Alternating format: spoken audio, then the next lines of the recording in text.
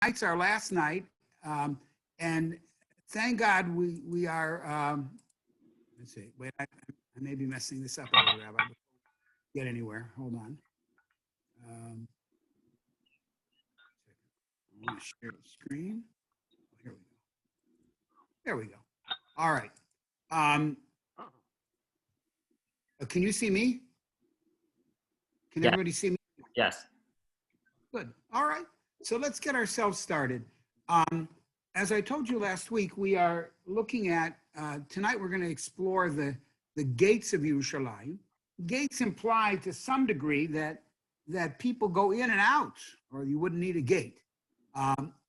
Mostly Yerushalayim, the walled city of Yerushalayim, the 3,000 years that we were privileged to have it, 95% of Jerusalem's history is within the walls of Yerushalayim. However, in 1860, the very first settlement outside of the walled city, which is let me come back here 1 second. The very first settlement that we had, Mishkanot Sha'ananim, was founded. It was really founded due to the very strong efforts and the philanthropic moves of Moshe Montefiore. What he did was to actually engage Judah Turo, named after the college, or it could be the other way around, who was a person who lived in Louisiana, and he was willing to partially fund this project, among others. He was a great philanthropist. And they were able to found Mishkanot Sha'ananim in 1860. To give it a little bit of context, that would be in literally the first year, of the American Civil War. The next settlement, the second settlement, is a place called Nachlat Shiv'ah. Nachlat Shiv'ah. Many people may not know where Nachlat Shiv'ah is, but the next time, with God's help, you go to Jerusalem, you will see when you go down to Kikar Tzion, which would be Zion Square, where Jaffa Street and Ben Yehuda Street meet. Just right around there, in that area, that area is called Nachlat Shiv'ah, named after the 7 founders of the neighborhood. Jerusalem expanded through neighborhoods. And so Nachlat Shiv'ah, not only is it the second neighborhood, it also had the first synagogue, functioning synagogue, outside of the walls of Yerushalayim. And you can find it there. If you wander those little narrow streets, you'll be able to see the synagogue there, and it's still functioning. Thank God it's still functioning. But of course, I said today is a matter of the gates. Before I get to the gates, so one more example. I want to talk just a moment. I'm going to show you a very rare picture. So please understand, it's a very rare picture. This is of Yerushalayim. It's a rare picture. Hold on. And what makes it rare? What makes this picture rare that you can see? It's rare. There's no one on the streets. Look how no one's on the streets, and look how clean. Unbelievable. But now I actually had the zchut of taking this picture at 6 o'clock in the morning, 6:30, in the middle of the summer. And I wanted, again, because for our course, I took it in general so I could build on the PowerPoint. And I was so struck by this. It's actually quaint and beautiful in a very real sense. This is Mea Sharim, founded in 1874. It was the third settlement outside of Yerushalayim. The next time you walk in Mea Sharim, you'll note when you go along the main street, which is called Rehov Mea Sharim, and that street actually then intersects with Geula at some point, Geula on one end. Geula was founded in 1928, considerably later, about 50 years after Mea Sharim. But the thing is, how did Mea Sharim get its name? That, I think, is a fascinating fact. Mea Sharim, first of all, does not mean 100 gates, even though we're talking about gates today. It doesn't mean 100 gates. Mea Sharim means 100 measures, like the word She'ur. And She'ur means measures. And of course, the Torah calls Yaakov Avinu founded a place which he called Me'asha, that in which Hashem granted him for 100-fold growth.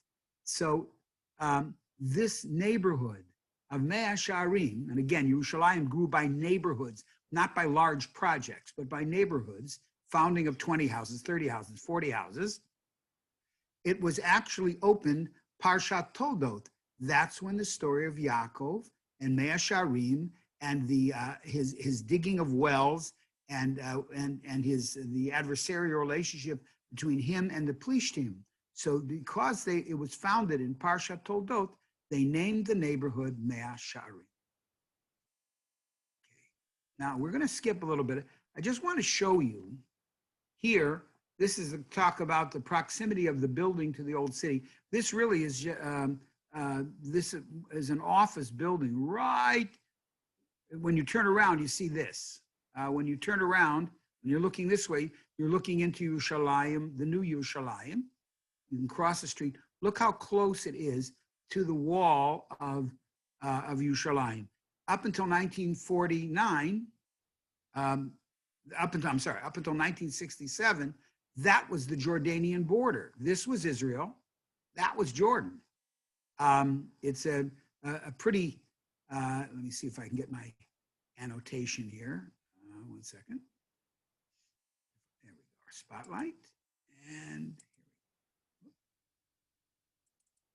yeah, this was Jordan and this was Israel. And of course, in between, there was barbed wire. The Jordanian soldiers were located on the northwest corner of Yerushalayim. So that's how close it was. That was separating two countries, two hostile countries. Now, and by the way, I was standing at this building. When you walk through this alleyway here, that gets you into just about into Mea Sharim itself. Now, what I want to do is to I want to share the screen with you. I've prepared to see the, by the way, no, a 2-year-old did not do this. I did. But it's the best I can do with this, what we call whiteboard. I notice the gold stars here. We're going to take a little bit of a tour. We're going to start right here, and we're going to go clockwise around Yerushalayim. And we are then going to see the various different gates around Yerushalayim, and we will talk about them. One thing, though, what I would like to do is put another gate right here. Okay. Having done that, we're now ready to take our tour. The first gate that we're going to look at here is on the west. And that, of course, is Shar Yafo. Many of us, of course, have entered Jerusalem many times through Shar Yafo. And right next to it, of course, you have Herod's fortress.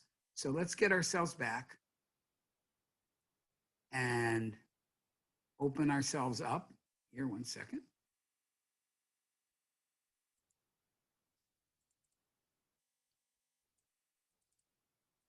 Whoops. Don't give up on me. Well, maybe you should. There we go. There we go.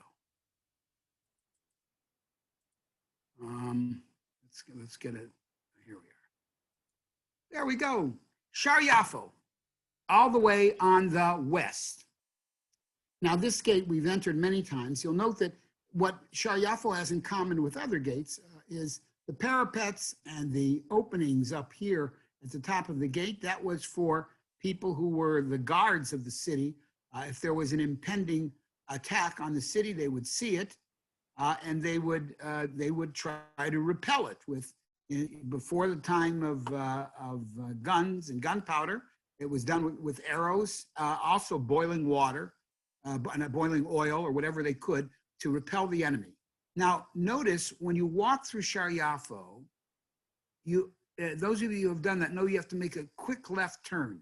And we find that with various different gates. At least 4 of the gates are built this way because this was standard in medieval times and other times to repel the enemy. The horses would come in quickly, but if they had to make a sharp left turn or a sharp right turn, whatever it is that they had to do, so that slowed them down enough to give the defenders who are up here a chance to ready themselves one way or the other and to at least slow down the attack. That was the idea behind these various walls.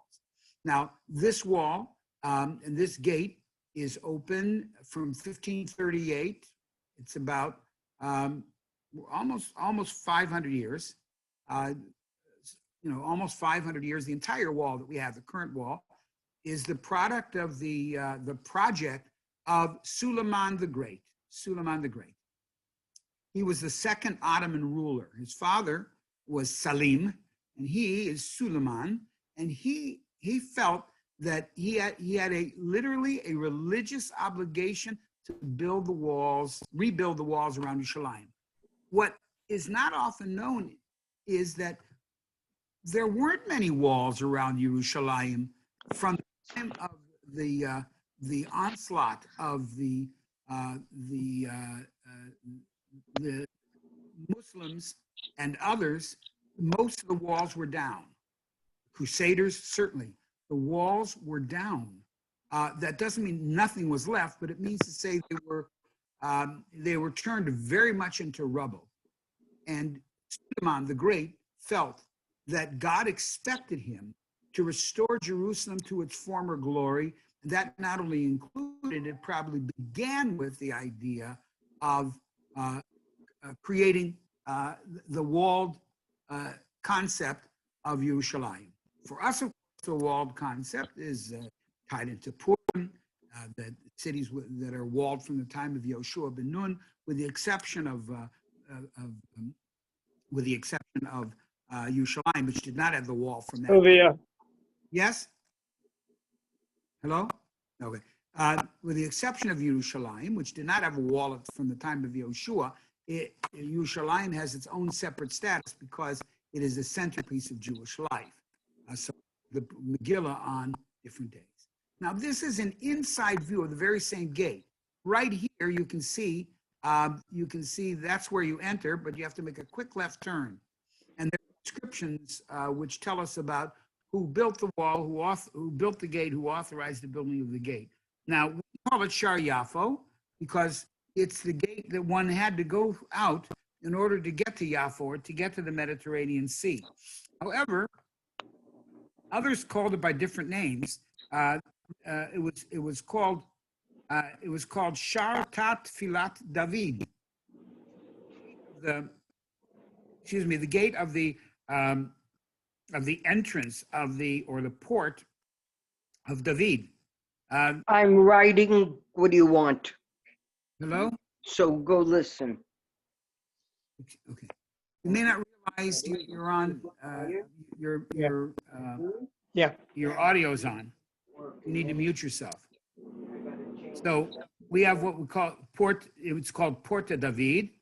And the Crusaders called this gate Shar David, because David is a historical figure of great importance, certainly to us, but to Muslims who consider him also a prophet, as well as Christians who consider him the progenitor of Jesus.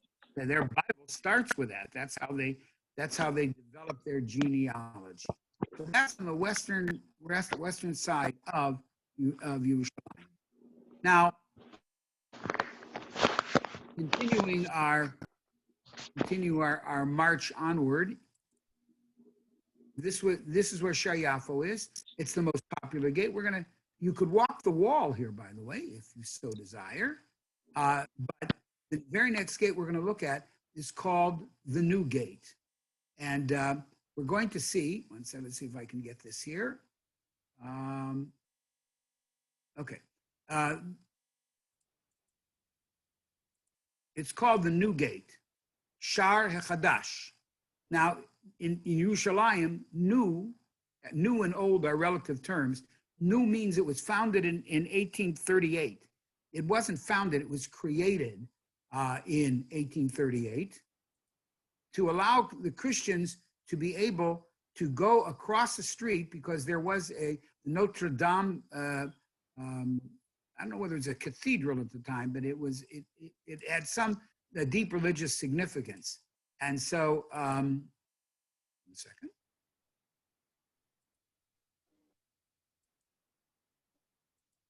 It had profound religious significance. So here we are, there we go. This is Shar Chadash on the north.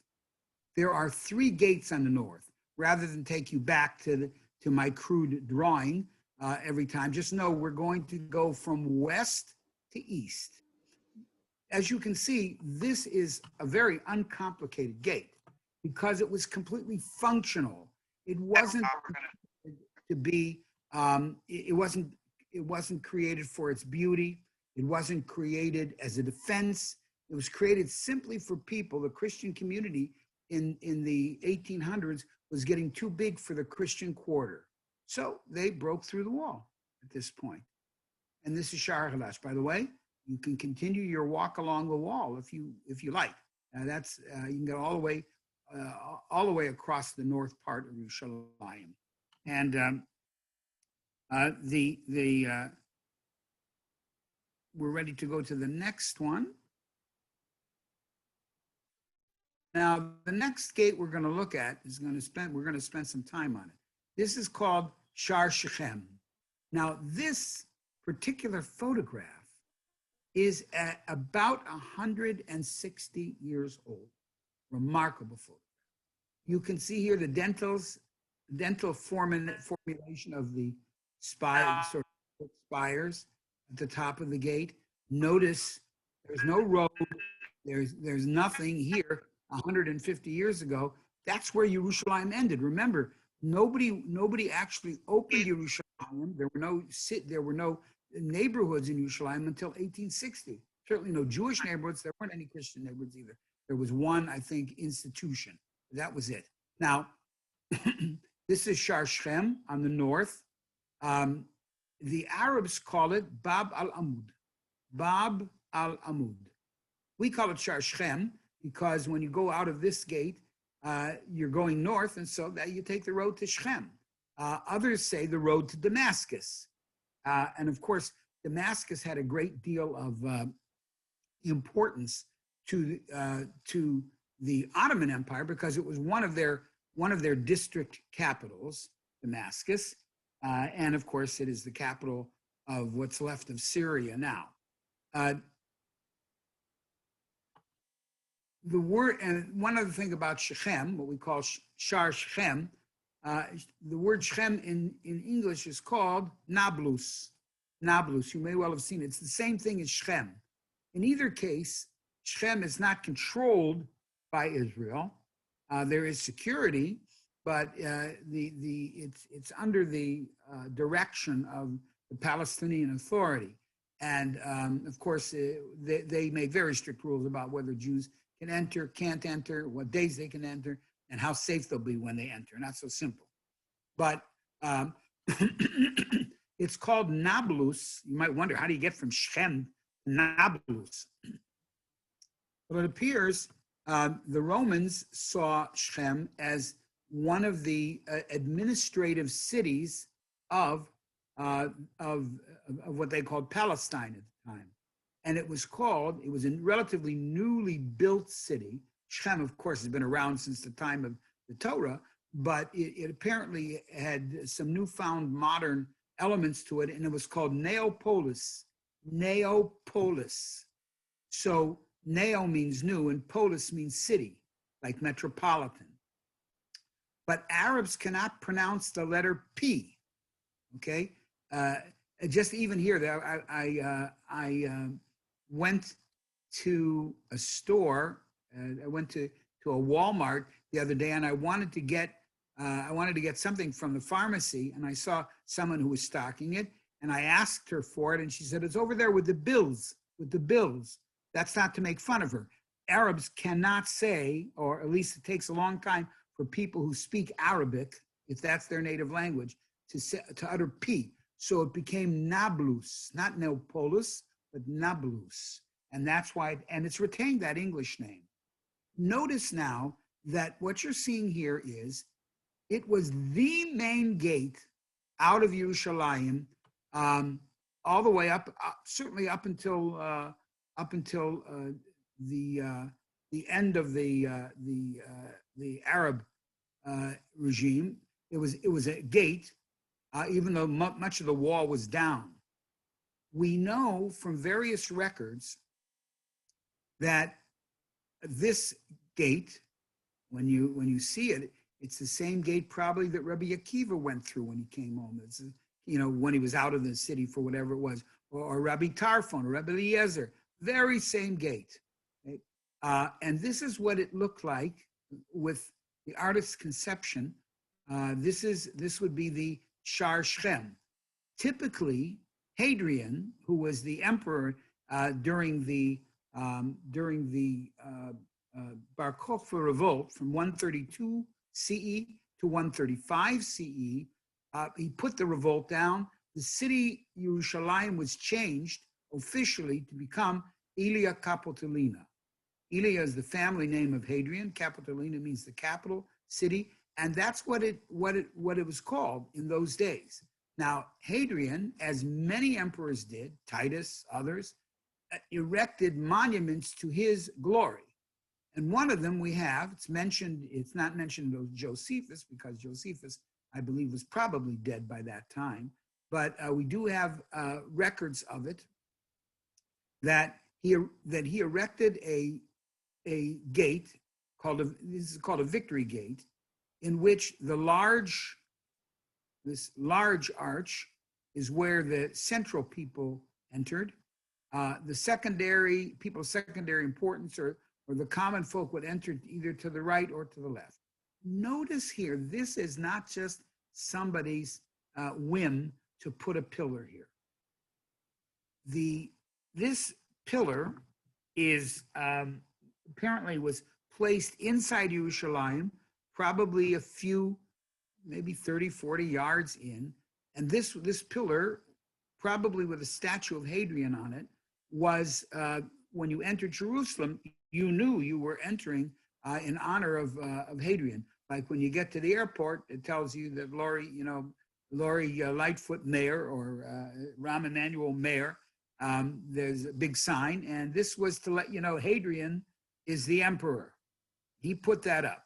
Now, by the time we got to we know that this pillar was up at least to the year 600. Why? Because if you recall, we examined the Medaba map, which was from the tile floor, the mosaic, and the tile floor of a church in Jordan, and what is now Jordan. And when they depicted Yerushalayim Ir HaKodesh, they had a pillar right near Shar Shem. So we knew that it was here. So this is the artist's depiction. Any questions you have? Have I been confusing, or I hope I was clarifying rather than being confusing? Let's move on for a second. Same gate. Now watch. This is the modern Shar Shem. This is built on the exact location of the Shar Shem at the time of let's say the 2nd century, of the time of Hadrian. Now watch this. This was originally above the center gate, and look what they uncovered here. This is this is the current Shar Shem is above where the other one was, because, as you know, things, you have to dig down to get to what it was 1,800 years ago. This Shar Shem right there is over the original major entrance, and this is the left lower entrance. So apparently the major entrance was down here. So it's remarkable. You can enter. I did that. I went here. My wife was not all that pleased with me, but I went here, and you walk on an actual Roman street, You can see the actual shops and the zoning that they had for the streets themselves. And it's a fascinating thing. It really takes you back 1,800 years in time. Now, one more thing about this, and that is I was giving a little bit of a lecture to some of our students at the academy, and I was talking about Shar Shechem, and I said to them, it's called, the Arabs call it Bab al-Amud. Bab is a gate, al-Amud. Amud is a pillar. It's called the gate of the pillar. There you go. Even though it's been gone for a long time, the Arab culture is such that it maintains names for a long time. So we have learned to rely, not completely, but to rely on the Arab naming system to help us to identify ancient places. So I told them, I said, this is called by the Arabs Bab al-Amud. And one young man said to me, oh, that's what it is. He said, whenever I take the light rail, he would be on his way to one of the northeastern suburbs of Yerushalayim. The light rail stopped right at Shar Shechem, and they announced, Shar Shechem, Bab al-Amud.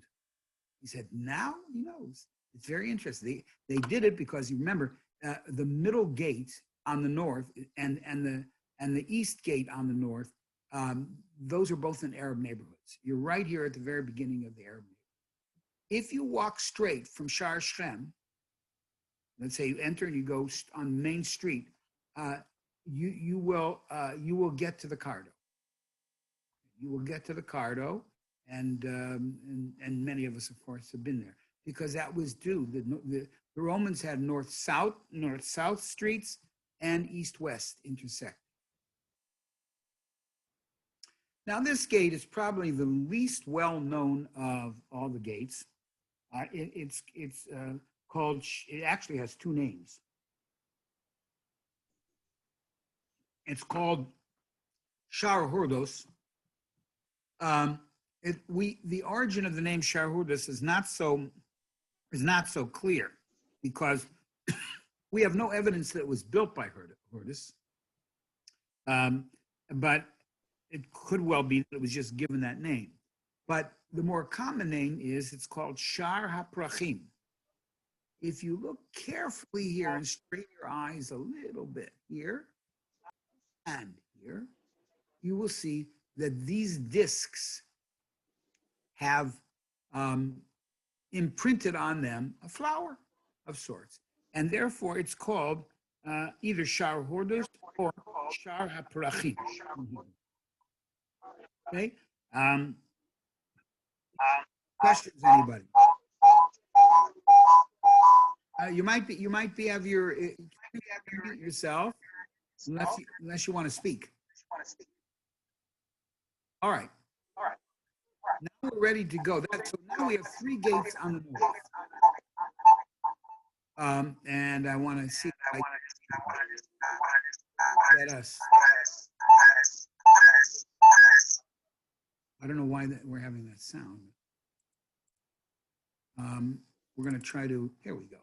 Back to we started here at Shar Yafo.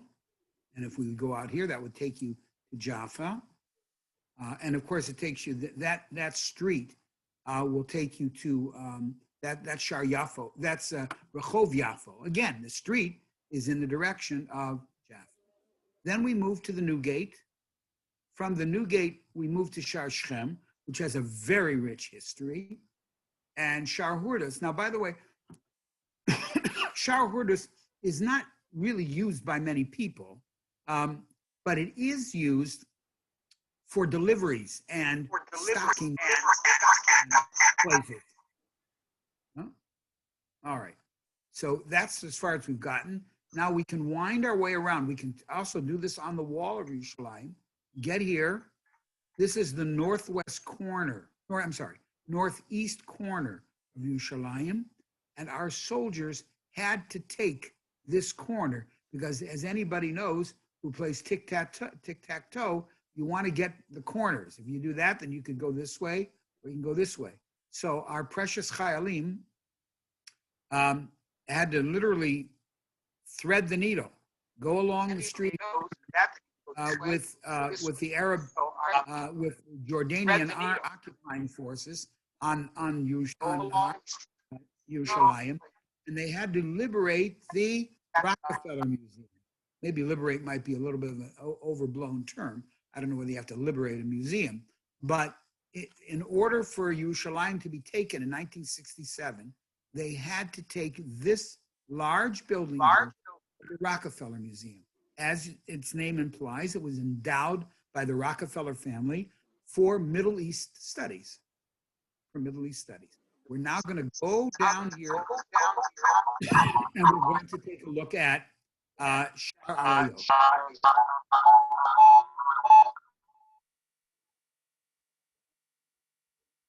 Sorry to interrupt. I don't want Interrupt, to please. embarrass anyone, but there's a Rachel out there who's got an iPad. Maybe that's where the feedback is coming from, or Yeah. Rochelle's laptop or whatever. Everybody should mute. Yeah, everybody just try to mute. Sounds good. Very good. All right. Obviously unintentional completely. So we'll move on. Now we're moving down on, you can still walk on the wall here, but now you're walking south, as I indicated to you before.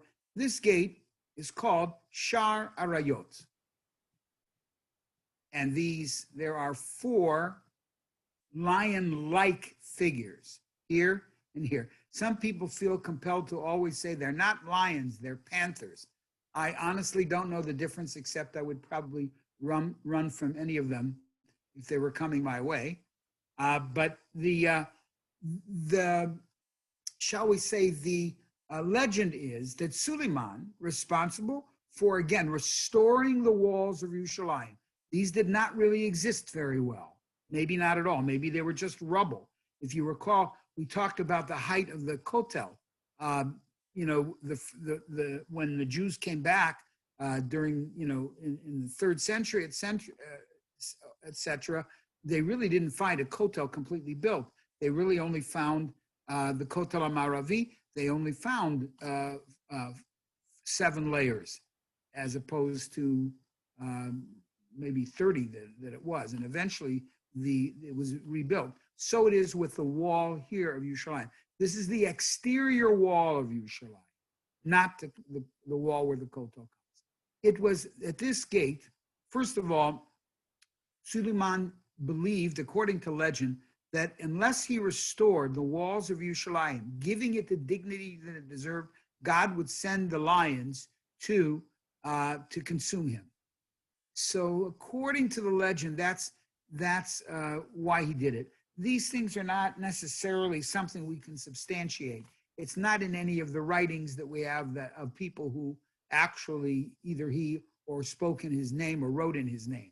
But it's not impossible to be, because we do know that Suleiman was a, quote, a religious man, and that he was, so to speak, a God-fearing man. So it could well be. And of course, we do have him to thank, that's certain. We have him to thank for the magnificent walls that currently adorn Yerushalayim. So we have 2 lions here, that's on this side, and then you can't see it quite as well, but there are 2 lions over here.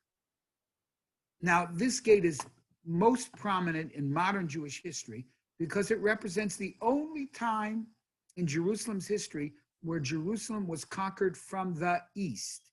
We're now on the east wall, and you and I would be standing, where the photographer here, you and I would be standing right as the road descends into the deep Kidron Valley.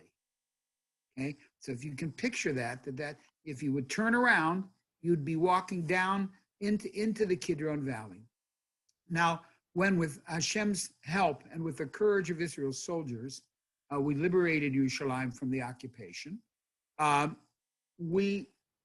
soldiers, first they had to capture the Rockefeller Center, as we talked about on the north wall. Then they had to do various other things. They had to attack near Har HaZeitim, to attack the Jordanian forces there, and then they performed a pincers movement from two sides to attack Yerushalayim and to liberate it. Now, what they did, some of you may have seen the famous picture. They knew what they were doing. They put a tank right here. The tank got halfway into the gate, and the soldiers to enter poured in under the tank first. And then as soon as they got out of the tank, as soon as they got in front of the tank, they then emerged and went into their attack mode. This is the closest gate to Har Bayit. I would say 50 feet to the left here, or maybe 50 feet, or maybe 75 feet. That's the north wall of Har Bayit. Now, as well, it is the Jews. The Christians call this St. Stephen's Gate. See, Yerushalayim's history is so rich. Doesn't mean I have to accept it, but it's so rich. The Christians believe St. Stephen is considered to be the first Christian martyr. The first Christian martyr. They believe he was led out of Yerushalayim through this gate, or one that was like this gate, at this location, shall we say. So, and also for those who are interested in this, the Via Dolorosa is straight through this gate, and it goes all the way into the Christian quarter. And that traces the route that Jesus took to his execution. So this particular section and what it leads to has great significance to Christians, as certainly as to Jews as well, although there are very few Jews who are living in this part of Yerushalayim today. Yet Hashem will come, but not right now. Sorry. There we go. Now, as we continue south, here we have, as we've seen earlier, we have Shar HaRachamim. You can see, maybe, to be honest, maybe again, all we're doing is walking a little bit further south. And here's Shar HaRachamim with the two closed entrances. And we talked about, their importance. Why are they closed? Did the Arabs close them? There's, as you see, an Arab cemetery placed here. According to legend, they placed them there because they believe Elio, being a Kohen, would not want to go through the cemetery. A rather futile attempt to deceive fate. But that's, if that legend is accurate about them, then that is so. Now you can see here on Har Bayit, this building here, there another building here. These buildings, interestingly, are watering stations for people. They're called, in Arabic, they're called sabil. Sabil. I don't know what the word sabil means. I don't know whether it's, whether it's related to water, but they're called sabil. And they hold a large amount of water for pilgrims who go either on Har Bayit or other places in Yerushalayim too. There aren't many of them left at all. They've been taken down, but that's it. In the background, you can see the Muslim quarter here. Just to the south, this direction, is the Jewish quarter. And look back here. Anybody, you can see what that is there? That's the King David Hotel. That's the King David Hotel. So you can see, now it looks closer than it really is, but it's probably close to a mile away. Close to a mile. Maybe a little less. Now, as we continue along our way, let's take another look.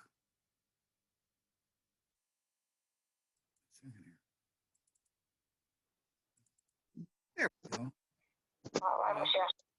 This is Shar Arayot, Lion's Gate. This is Shar HaRachamim, which we've seen now. And on our journey, clockwise, we're going to go down. This is the Jewish quarter. And this is, of course, Har Bayit right here. Down here. And now we find ourselves at one of the two gates. Oops, I'm sorry. One of the two gates that are, let's see if this works. Nice try.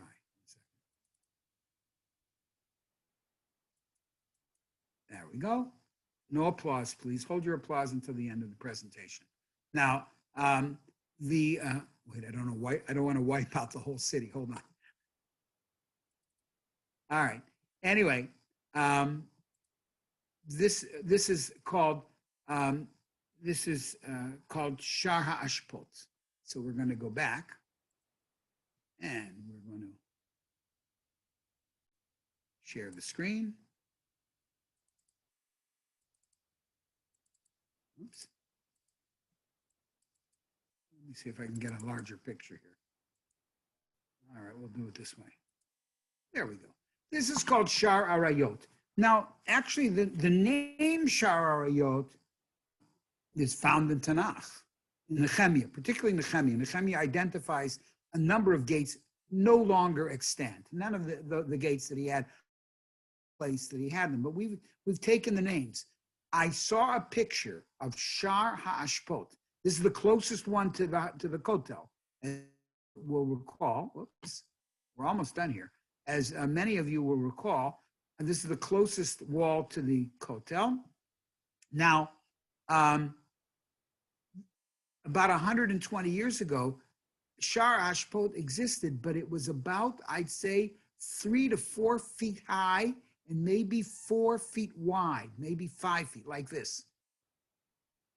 And there are pictures of Arab women getting water, because of course 120 years ago, it was quite primitive. They would go through Shar HaAshpot. And Shar, as the name implies, was like a dung gate. It was where water, this is the lowest point inside the walled city of Yerushalayim. Water flowed out. That's how they moved refuse and garbage out. But when, with Hashem's chesed and the courage of our soldiers, we liberated Yerushalayim from the Jordanian occupation, what we had to do was, because so many people were going to go to the Kotel, they literally widened. It was higher, and they widened it.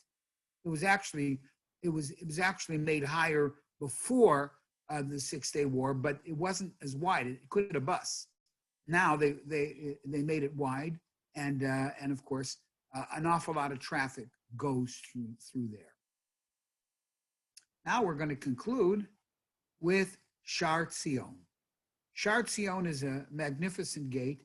As you can see, its most distinguishing characteristic now are the bullet holes, thousands of bullet holes. The Chayalim, our Chayalim, tried in 1948 to protect the men and women of the Jewish quarter. Most of them were Haredim, who were there, not necessarily capable of fighting and resisting the Jordanians.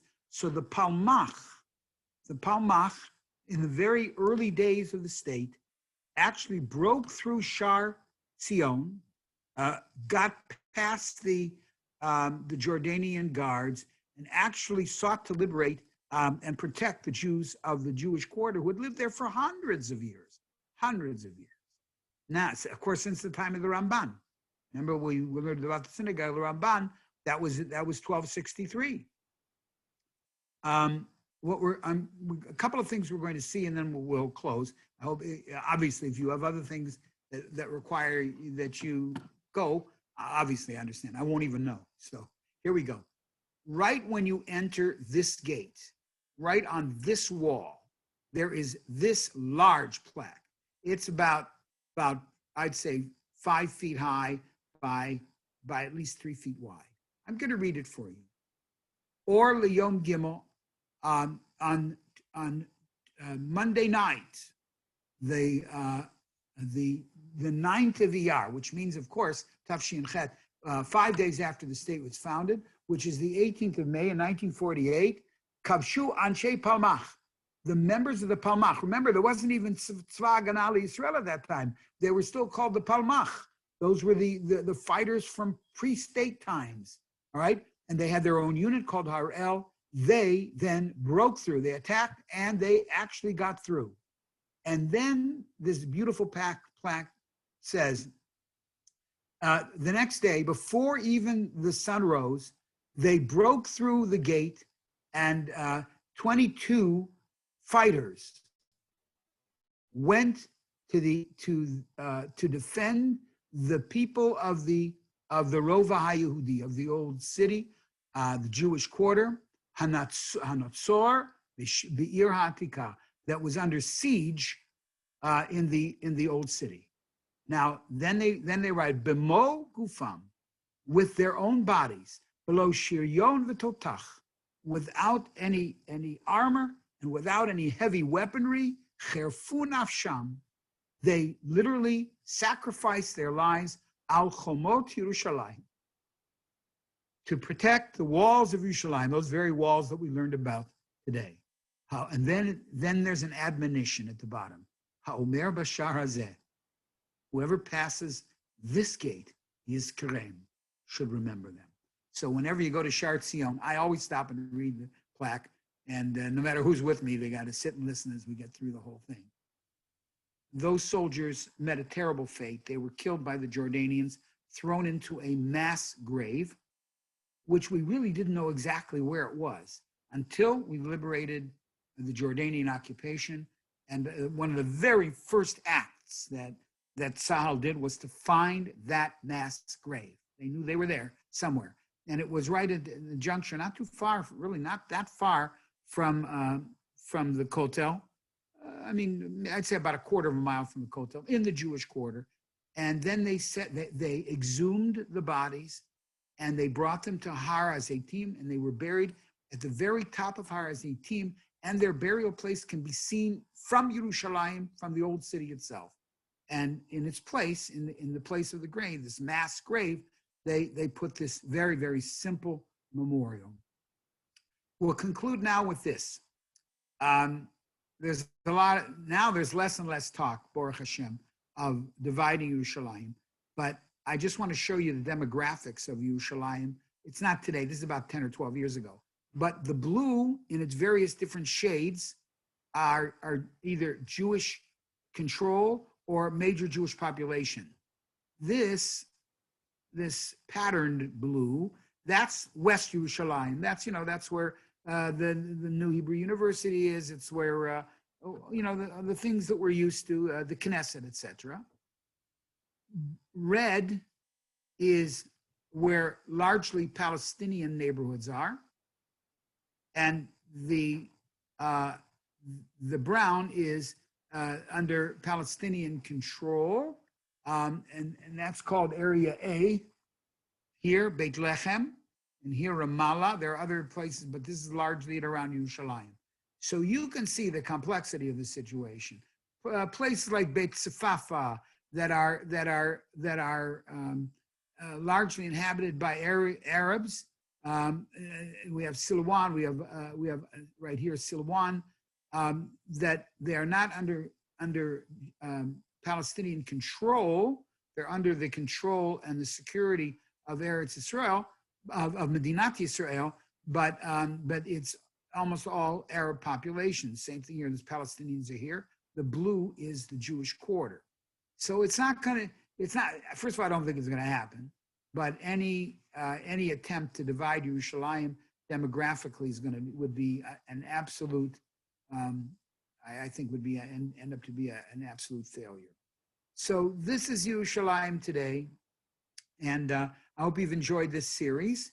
And I want to wish everybody, first of all, Ketiva v'chatima tova, that we should have a year that is much less stressful than the year that we have now. But nevertheless, we as a Jewish people, I think, and many others, but we'll talk about us. I think this is a nisayon, a serious nisayon for us, and each of us needs to think individually about how we can improve ourselves and as a community to do so. But I believe, by and large, we've passed the test. Certainly our congregation has been magnificent in the way it's conducted itself, maintaining the safety of all of our members, but yet maintaining to the highest degree possible that life, religious life, and life in general goes on. So Ketiva v'chatima tova to everybody, and I hope we'll be able to see each other in the coming months and during the next year. Okay, kol tuv, everyone. Amen, amen. Thank you, Rabbi Myers. My pleasure. Tiva v'chatima tova. Amen. Amen. Thank you. From Chaya too, Rabbi Myers. I'm sorry? Oh, from Chaya too? Good. Chaya. Very good. Good. Okay, right back at her. Okay. All right, everyone. Kol tuv lachem. Bye-bye. Good night. Thank you. Yeah, my pleasure.